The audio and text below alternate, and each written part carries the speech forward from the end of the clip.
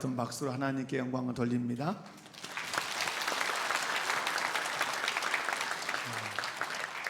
하나님 말씀 보겠습니다. 누가복음 1장 26절에서 38절까지 제가 봉독해 드리겠습니다. 누가복음 1장 26절에서 28절 말씀입니다. 여섯째 달에 천사 가브리엘이 하나님의 보내심을 받아 갈릴리 나사렛이란 동네에 가서 다윗의 자손 요셉이라 하는 사람과 약혼한 처녀에게 이르니 그 처녀의 이름은 마리아라. 그에게 들어가 이르되 은혜를 받은 자여 평안할지어다, 주께서 너와 함께 하시도다 하니 처녀가 그 말을 듣고 놀라 이런 인사가 어찌민가 생각하며 천사가 이르되 마리아여 무서워하지 말라, 내가 하나님께 은혜를 입었느니라. 보라, 내가 잉태하여 아들을 낳으리니 그 이름을 예수라 하라. 그가 큰 자가 되고 지극히 높으신 이의 아들이라 일컬어질 것이요 주 하나님께서 그 조상 다윗의 왕위를 그에게 주시리니 영원히 야곱의 집을 왕으로 다스릴 것이며 그 나라가 무궁하리라. 마리아가 천사에게 말하되 나는 남자를 알지 못하니 어찌 이 일이 있으리이까. 천사가 대답하여 이르되 성령이 내게 임하시고 지극히 높으신 이의 능력이 너를 덮으시리니 이러므로 나실 바 거룩한 이는 하나님의 아들이라 일컬어지리라. 보라, 내 친족 엘리사벳도 늙어서 아들을 배었느니라. 본래 임신하지 못한다고 알려진 이가 이미 6달이 되었나니 대저 하나님의 모든 말씀은 능하지 못하심이 없느니라. 마리아가 이르되 주의 여종이오니 말씀대로 내게 이루어지이다 하매 천사가 떠나가니라. 아멘. 할렐루야. 내일은 우리 구주 예수님이 사람의 몸을 입고 이 땅에 태어나신 그날을 기념하는 성탄절입니다. 예수님께서 사람의 몸을 입고 이 땅에 태어나신 중요한 이유는 오직 저와 여러분을 사랑하셨기 때문인 줄 믿습니다. 저는 본문 말씀을 중심으로 예수님의 탄생을 전하자라는 제목으로 말씀을 전하려고 합니다. 말씀을 살필 때 은혜 받는 복된 시간 꼭 되시기 바랍니다. 첫 번째 오늘 말씀에서 살필 수 있는 것은 좋은 소식을 전하는 가브리엘의 모습을 볼 수 있습니다. 오늘 본문 26절 이하 말씀 보면 천사 가브리엘이 하나님의 보내심을 받아 갈릴리 나사렛이라는 동네에 도착을 해요. 그리고 다윗의 자손 요셉이라고 하는 사람과 약혼한 정혼한 처녀 마리아에게 들어갑니다. 그리고 그녀에게 인류 역사상 가장 기쁘고 좋은 소식을 전합니다. 그 소식은 다름 아닌 다윗의 왕권을 가지신 예수님이 성령으로 너에게 잉태돼서 마리아에게 잉태될 것이라고 하는 그 소식입니다. 천사 가브리엘은 마리아에게 예수님이 탄생한다는 기쁨의 좋은 소식을 전하기 6개월 전에 사가랴에게 가서도 그의 아내 엘리사벳이 아들을 잉태할 것이라고 좋은 소식을 전했습니다. 그래서 사가랴와 엘리사벳 사이에서 낳은 아들의 이름이 누구입니까? 세례 요한입니다. 그렇게 사가랴에게 좋은 소식을 전했던 가브리엘이 이제 마리아에게 좋은 소식을 전해주고 있습니다. 사랑하는 성도 여러분, 이 세상에서 가장 좋은 소식, 가장 기쁜 소식, 가장 복된 소식은 누구의 소식입니까? 예수님의 소식. 특별히 죄인들을 위하여 구주가 나셨는데 그분이 누구시다? 예수시다. 할렐루야. 그런데 하나님께서는 그 좋은 소식이 오늘도 이 세상 모든 사람들에게 알려지고 들려지기를 원해요. 널리 전파되고 또 전파되기를 원하십니다. 예수님 탄생 당시는 그 좋은 소식을 누구를 통해서 전했습니까? 천사 가브리엘 통해서 그 기쁨의 좋은 소식을 전했지만 오늘 지금은 천사보다 더 귀한 하나님의 자녀들을 통해서 예수님의 탄생 소식, 기쁨의 좋은 소식이 온 세상 사람들에게 이 지구촌 구석구석에 전해지기를 우리 주님이 원하신다는 사실입니다. 예수님은 이 사명을 감당하라고 저와 여러분에게 명령하신 것이죠. 모든 민족을 제자 삼아라, 땅끝까지 이르러 내 증인이라고 명령하신 것이죠. 사랑하는 성도 여러분, 이 세상에서 가장 좋은 소식은 누구에 대한 소식이다? 예수님에 대한 소식이다. 예수님의 탄생 소식이다. 그래서 우리 주님은 로마서 10장 15절 말씀을 통해서 이렇게 말씀했습니다. 다 같이 한번 읽어볼까요? 시작. 받은 어찌 전파리요? 기록된 바 아름답도다 좋은 소식을 전하는 자들의 발이여 함과 같으니라. 아멘. 우리 주님은 로마서 10장 15절에서 아름다운 발이 어떤 발이에요? 좋은 소식을 전하는 자의 발, 예수 탄생의 소식을 전하는 발, 예수님이 우리의 구주라고 하는 사실을 전하는 그 발이 가장 아름다운 발이라고 말씀합니다. 그렇다면 이제부터 이 기쁨의 좋은 소식, 예수님의 탄생의 이 소식을 세상의 모든 사람들에게 누구를 통해서 전하기 원하신다? 나를 통해서, 우리를 통해서 우리 주께서 전하기를 원한다는 사실을 믿고, 가브리엘이 전했던 그 기쁨의 좋은 소식을 오늘부터 누가 전하겠다? 내가 전하겠다. 옆에 분은 손잡고 한번 그렇게 인사하겠습니다. 예수님의 탄생 소식을 전하며 살겠습니다. 아멘. 자, 두 번째로 예수님은 어떻게 이 세상에 오셨냐 하는 것이죠. 오심의 방식, 박역것에는 알에서 태어났다는데 예수님은 어떻게 이 세상에 오셨는가? 여러분, 하나님이셨던 예수님이 이 땅에 어떻게 태어나셨는가를 알려면 먼저 마리아가 어떤 사람이었는가를 아는 것이 필요합니다. 27절 말씀을 보면 다윗의 자손 요셉이라는 사람과 약혼한 처녀에게 이르되 그 처녀의 이름은 누구라? 마리아라. 마리아는 다윗의 자손 요셉과 약혼만 한 상태였어요. 결혼하기 전이었기 때문에 마리아는 남자를 가까이 한 적이 없는 처녀였어요. 지금은 약혼도 없고, 지금은 약혼하기 전에도 관계를 맺고, 약혼을 해서도 관계를 맺고, 그냥 정신이 혼란한 시대에 살아요. 그러나 이 마리아가 살던 시대는 약혼하기 전에도 자기 정절을 지켜야 되지만 약혼한 이후에도 자기 정절을 생명을 걸고 지켜야 되죠. 그러므로 약혼한 이 마리아는 철저한 자기 순결을 지킨 처녀였단 말이죠. 그래서 오늘 30절과 31절 말씀을 보면 처녀 마리아에게 천사 가브리엘이 찾아와서 이렇게 말해요. 천사가 이르되 마리아여 무서워하지 말라. 내가 하나님께 무엇을 입었느니라? 은혜를 입었느니라. 보라 내가 잉태하여 아들을 낳으리니 그 이름을 예수라 하라. 저는 오늘 성가대 찬양대가 그 이름을 예수라 하라 하는 이 대목이 있었잖아요. 그럼 마음이 확 그 이름을, 그것을 막 쐐게 부른 것이 아니라 그 이름을 예수라 하라. 그 이름을 예수라 하라. 그 이름의 의미를 알면 우리는 그분 앞에 무릎을 꿇을 수밖에 없어요. 천사 가브리엘이 아직 결혼도 하지 않은 처녀 마리아에게 뭐 할 거라고 말했어요? 너 임신할 거다 이렇게 말했어요. 이 말을 들은 마리아는 충격을 띵 받았어요.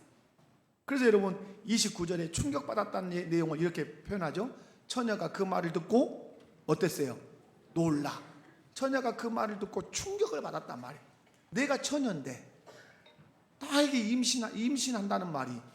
그래서 그 다음에 이런 인사가 어찌민가. 다시 말해서 내가 처녀인데 임신한다는 말이 가당하단 말인가 하고 마음에 의구심도 들고 충격적인 생각을 하게 됐단 말이에요. 그때 가브리엘 천사가 마리아의 생각을 꿰뚫어 보고 있지요. 내가 아이를 임신하는 것은 하나님께서 너에게 뭘 베풀었기 때문이다. 은혜를 입혀주셨기 때문이다. 이렇게 말씀. 그 대답을 들은 마리아는 또 하나의 의문이 생겨서 천사 가브리엘에게 이제는 생각에 머물지 않고 질문을 해요. 34절이에요. 우리 34절 말씀을 함께 읽어볼까요? 34절 시작.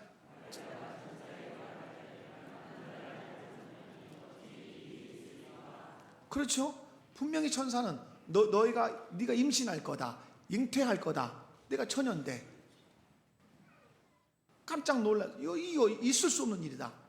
그래서 물어보죠. 내가 남자를 가까이 한 적이 없는데 어떻게 임신한단 말이냐 이렇게 물어보죠. 여러분 마리아는 궁금했죠. 남자와 내가 정을 통한 적이 없는데 임신한다는 것은 불가능한 일 아니냐. 그러자 가브리엘 천사가 이렇게 말합니다. 36절 37절을 보면 내 친족 엘리사벳도 늙어서 임신을 못했다. 그런데 하나님께서 능력을 베푸셔서 사가랴와 엘리사벳 사이에서 아들을 낳게 했다. 벌써 그 임신이 몇 개월 됐다? 6개월이 되었다. 하나님은 전능하시기 때문에, 그분의 말씀은 능치 못하심이 없기 때문에 너 마리아에게도 능히 임신하게 하실 수 있다, 잉태하게 하실 수 있다, 이 말씀을 하는 거죠. 사랑하는 성도 여러분, 천사 가브리엘의 말처럼 대저 하나님의 모든 말씀은 능하심이 없는 줄로 믿습니다. 인간의 눈에는 초자연적인 것도 하나님에게는 너무나 자연스러운 거란 말이에요. 처녀가 잉태한다고 하는 것은 초자연적인 일이에요. 기적과 같은 일이란 말이에요. 그러나 하나님의 입장에서는 그것은 기적이 아니고 너무나 자연스러운 아무런 일도 아니라 이 말이에요. 그러자 마리아는 이렇게 고백하죠. 18절, 마리아가 이르되 주여, 내가 주님의 여종이오니 말씀대로 내게 이루어지이다 하며 천사가 떠나갔다. 그러니까 이제 마리아가 다 설득하고 굴복하니까 천사가 자기 일을 마치고 떠나갔다 이 말. 마리아는 하나님의 뜻이 말씀대로 자신을 통해서 이루어지기를 원한다고 그렇게 고백했어요. 여러분, 저는 이 말씀을 준비하면서 우리가 이래야 되겠구나. 하나님의 말씀이 누구를 통해서 이루어지기 원합니다. 나를 통해서 이루어지기 원합니다. 이러니까 천사가 떠나갔다는 말은 하나님이 기뻐하셨다는 말이에요. 고집 부리고 그리고 땡깡을 놓고 그러면 천사가, 이 마리아가 설득당할 때까지 있었을 거예요.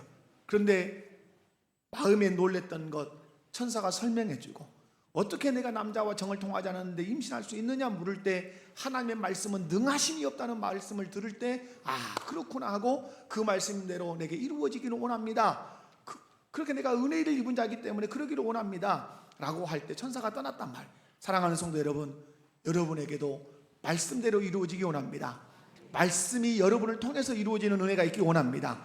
그 결과 예수님은 처녀인 마리아의 태에 성령으로 잉태돼서 10달이 지난 후에 사람의 몸으로 이 땅에 태어나셨습니다. 이 날이 성탄절이고 이것이 성탄절의 신비라는 사실을 여러분 잊지 않기 바랍니다. 그래서 우리는 사도신경을 통해서 이렇게 신앙을 고백합니다. 이는 성령으로 잉태하사 동정녀 마리아에게 나시고.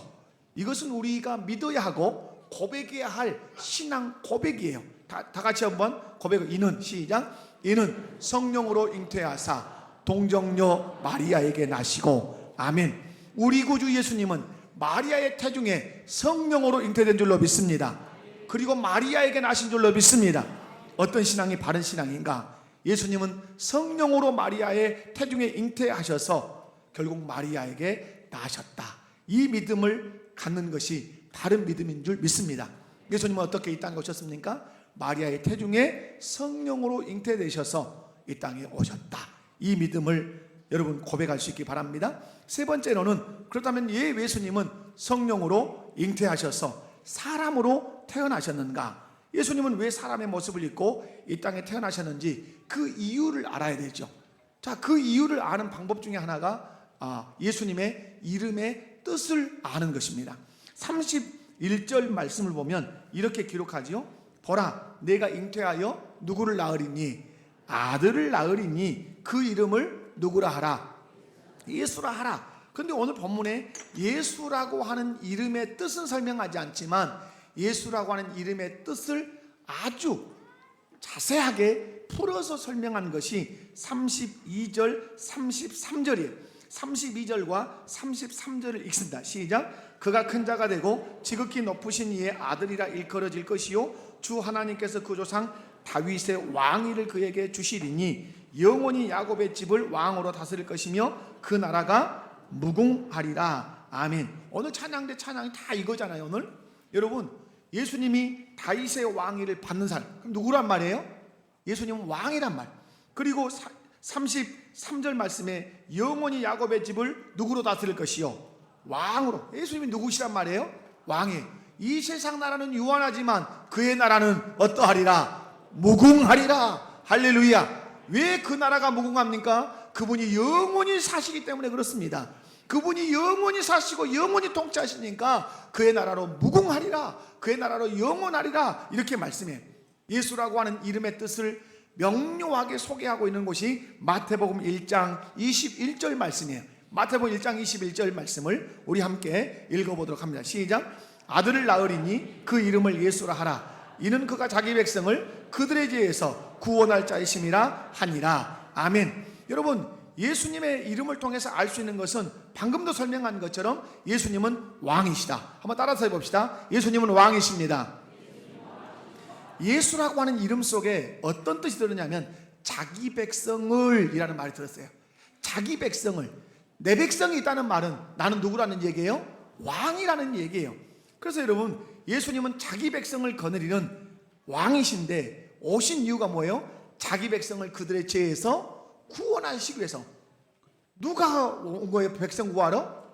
이게 맞지요. 자기 백성이 어딘가에 벌모로 잡혀 있으면 왕이라면 출정해서 건지러 와야 되는 것처럼 우리 주님이 왕으로 그렇게 오셨단 말이에요. 사랑하는 성도 여러분, 예수님은 왕으로 태어나신 줄로 믿습니다. 그래서 마태복음 2장을 읽어보면 동방의 박사들이 예루살렘을 찾아서 와요. 그래서 예루살렘의 왕궁으로 와요. 왕이 어디서 나니까? 왕국에서 나니까 왕궁 문을 쿵쿵쿵 두드려요. 유대인의 왕으로 나신 이가 어디 계시뇨? 그러니까 누가 왔어요? 어떤 왕이 나왔어요? 헤로드 왕이 나왔어요. 가짜 왕이죠. 진짜 왕이 아니에요. 박사들은 유대인의 왕을 찾아왔어요. 박사들이 별들의 인도를 받아서 예수님이 계신 곳에 가서 예수님을 찾습니다. 그리고 진짜 왕이신 예수님 앞에 보배합, 황금과 유향과 몰약의 보배합을 열어놓고 마리아도 있고 예수님도 있는데 누구께 경배했더라? 예수께 경배했더라. 분명하게 써요. 예수님께 엎드려 경배했어요. 부활 후에도 예수님을 왕으로 인정한 사람들은 예수님 앞에 나와 경배했어요. 그게 마태복음 28장 17절 말씀이에요. 지금도 예수님을 자신의 왕으로 받아들이고 섬기는 사람들은 예수님 앞에 엎드려 경배하기를 기뻐한다. 아멘. 여러분이 누구께 지금 경배하러 왔어요? 예수님께 경배하러 왔어요. 이유, 내가 그분을 왕으로 모시고 사는 주의 백성이기 때문에 그런 거죠. 사랑하는 성도 여러분, 여러분은 예수님을 왕으로 믿으십니까? 그렇다면 동방박사들처럼 예수님의 제자들처럼 왕 되신 예수님께 엎드려 경배하는 그런 성탄절 되시기를 주님의 이름으로 축원합니다. 나아가서 예수라는 이름의 뜻에는 자기 백성을 그들의 죄에서, 누구의 죄에서? 그들의 죄에서 구원할 자라는 뜻이 있어요. 예수님께서 사람의 몸을 입고 이 땅에 태어나신 중요한 이유는 자기 백성을 그들의 죄에서, 백성들의 죄에서 구원하기 위해서 사람의 몸을 입고 오신 거예요. 그렇다면 예수님은 우리를 죄에서 구원하시기 위해서 어떤 태도들을 취하셨는가? 이것을 잘 보여주는 성경이 빌립보서 2장 6절에서 8절 말씀이 늘 읽고 늘 듣는 말씀인데 한번 읽어보도록 합니다. 시작. 그는 근본 하나님의 본체시나 하나님과 동등됨을 취할 것으로 여기지 아니하시고 오히려 자기를 비워 종의 형체를 가지사 사람들과 같이 되셨고 사람의 모양으로 나타나사 자기를 낮추시고 죽기까지 복종하셨으니 곧 십자가에 죽으심이라. 아멘.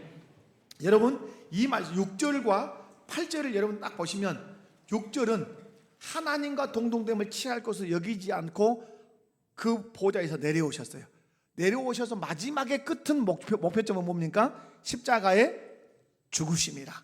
여러분, 예수님은 이 땅에 인간의 몸을 입고 오신 목표가 있어요. 뭐 하러 오신 거예요? 십자가 위에 죽으러 온 거예요.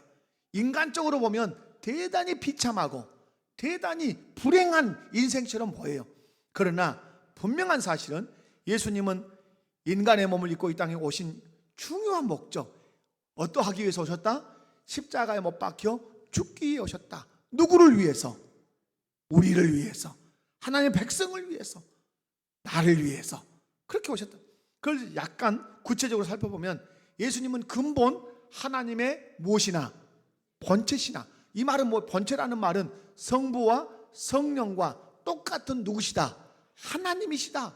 근데 하나님이신데 하나님 되심을 포기했단 말, 그 자리를 내려놓으셨단 말, 동등됨을 취할 것으로 여기지 않으셨어요. 이것이 예수님의 겸손이에요. 그리고 자기를 비워서 누구의 형체를 가졌어요? 종의 형체를 가지사 사람들과 같이 되셨어요. 그래서 예수님은 이 땅에 오실 때 누구로 오신 거죠? 종으로 오신 거예요. 종의 특징은 뭐죠? 섬겨야 되는 거죠. 하나님을 섬기고 자기 백성을 섬기기 위해서 종의 형체를 가지고 사람들의 모습으로 이 땅에 오셨어요. 그래서 마리아의 태중에 사람으로 잉태하셔서 사람으로 태어나셔서 다윗의 자손 요셉과 마리아의 그 자녀로 아들로 그렇게 사셨던 거예요. 세 번째 볼 수 있는 건 뭐죠? 사람의 모양으로 나타나사 자기를 어떻게 하시고 낮추시고 십자가에 죽기까지 복종하셨다. 자기를 낮추심의 꽃, 자기를 낮추심의 하이라이트, 그건 무엇이다? 십자가에 죽는 거다. 최고의 복종은 뭐예요? 죽는 거예요. 하나님 아버지를 위해서, 자기 백성을 위해서 예수님은 십자가에서 죽으셨어요.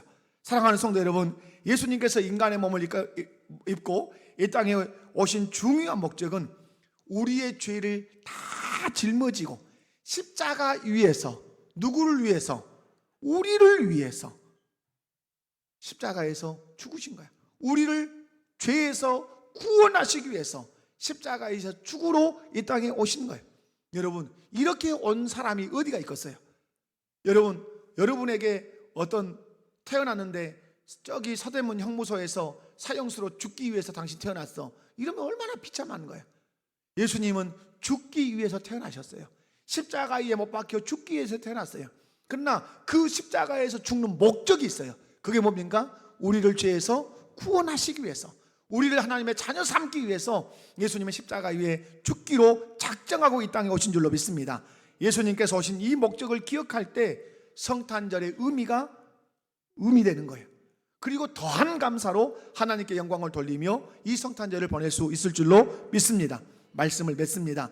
하나님께서 천사 가브리엘을 통해서 예수님의 그 탄생 소식을 전했지만 이제는 누구를 통해서 이 소식을 전하기 원하신다? 나를 통해서. 예수님의 탄생 소식이 가장 좋은 소식이잖아요. 이 소식을 이제는 하나님의 자녀인 나를 통해서, 우리를 통해서, 우리 교회를 통해서 전파되기를 원한다는 사실을 믿고, 누가 이 소식 전하겠다? 내가 이 소식 전하겠다. 아멘. 뿐만 아니라 예수님은 처녀인 마리아의 태에 성령으로 잉태돼서 사람의 몸으로 이 땅에 태어나셨다. 그러므로 우리는 반드시 예수님의 무슨 잉태를 믿어야 돼요? 성령 잉태를 믿어야 돼요. 동정녀 탄생을 믿어야 돼요. 그리고 고백해야 돼요. 이 믿음이 바른 믿음이고 이 믿음이 구원 얻을 수 있는 믿음이에요. 예수님께서 이렇게 인간의 몸을 입고 이 땅에 태어나신 중요한 목적은 하나, 우리의 죄를 짊어지고 십자가 위에서 죽어서 우리의 죄를 다 해결하고 우리를 죄에서 구원해서 하나님의 자녀될 뿐만 아니라 영원한 하나님의 나라를 우리에게 유업으로 주시기 위해서 예수님은 사람의 몸을 입고 이 땅에 오셨을 뿐만 아니라 십자가에 죽으신 줄로 믿습니다. 이 사실을 기억하고 우리 구주가 되시는 예수님께 엎드려 경배하며 영광을 돌리는 복된 성탄절 되시기를 주님의 이름으로 축원합니다. 다 같이 자리에서 일어납시다. 자, 일어나셔서 오늘 세 가지 기도 제목 찬양드려 기도합니다. 예수님의 탄생 소식을, 이 기쁜 소식을 전하는 데가 되겠습니다. 성령으로 잉태되셔서